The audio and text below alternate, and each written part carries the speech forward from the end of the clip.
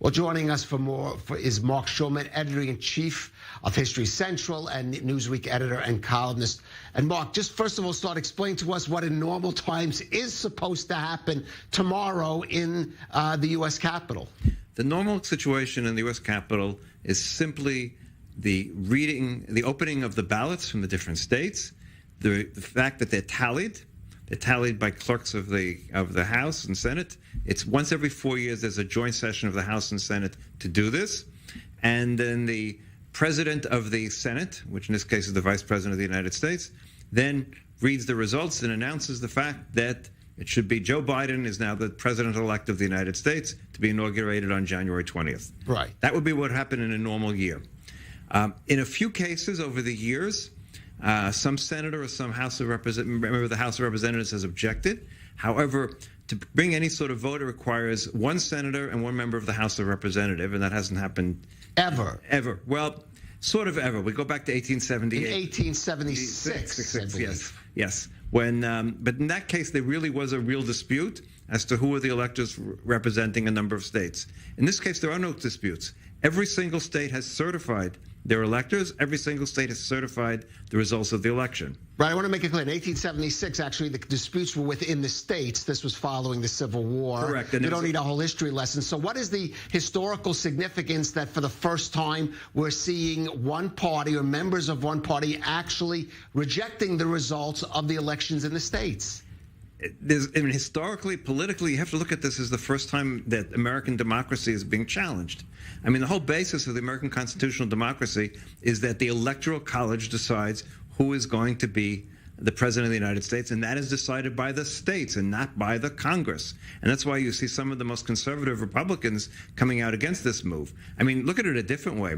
The reality is that if you look at not electoral, but popular vote, President-elect Biden won by 7 million votes. So it's only the Electoral College where there's even a dispute here, and there really is no dispute. The only reason there's a dispute is because President Trump has created this fake dispute.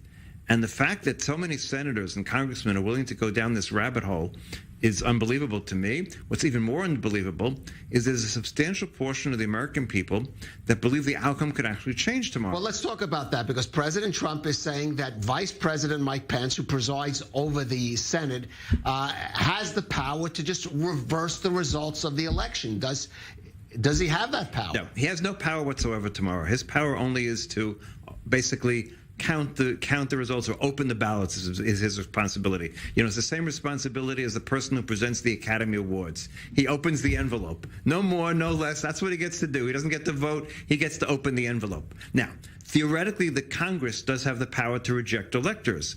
But one of the things that people have made a mistake about over the last couple of weeks is that the decision is made separately. In other words, if there's one person from the House and one person from the Senate, then the House and the Senate break apart and they meet separately to vote on the issue.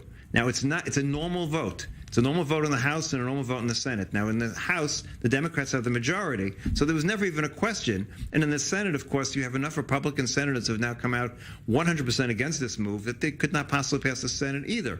So it's this fake situation that there are millions of people who actually believe something's going to happen tomorrow that's going to change the results. But there aren't good things going to happen. There will be objections. We know there are these protest rallies that have the potential to get rowdy or violent that are going to be taking place in the U.S. Capitol. So we are looking at perhaps a contentious day tomorrow. Oh, absolutely. You have a congressman who called for violence. I mean, it's unbelievable. One of the Republican congressmen, I misstated his name, Gohmert from Texas, right, has called for violence in the streets of Washington. I mean, it's unbelievable that these things would happen. I mean, it's seditious, quite frankly. And it's hard to believe that this can pass without some sort of response. I mean, we've never had a situation like that. There's never been a president in American history who's not accepted his defeat. There's actually never been a candidate who hasn't accepted his defeat. There have been candidates who were angry. John Adams was angry that Jefferson beat him. That doesn't mean the fact he didn't accept the fact that Jefferson beat him. And we've never had a situation like this in American history. It takes the American politics into a gutter level that we've never seen, and it brings it to a dangerous level. I mean, the question, what would have happened if this had been like Florida in 2000, and the situation was reversed, and you had this situation where 79 votes had decided the election? Do you think the Republicans of today would have let it just pass? Well, so clearly we are facing now a situation where when in elections, and sometimes there are very close disputed elections, the potential for chaos in right. But something has to happen after this election to make sure it doesn't happen again. In other words, it has to become clear this can't happen. American democracy can't stand in a situation where, especially where you have 1/3 of the people don't believe at this moment that Biden won. We'll have to see if that actually is the case, Mark. Some may be a little pessimistic about that, at least in current circumstances. We'll see what happens, though, tomorrow. Mark Schulman, thank you for joining us on The Rundown.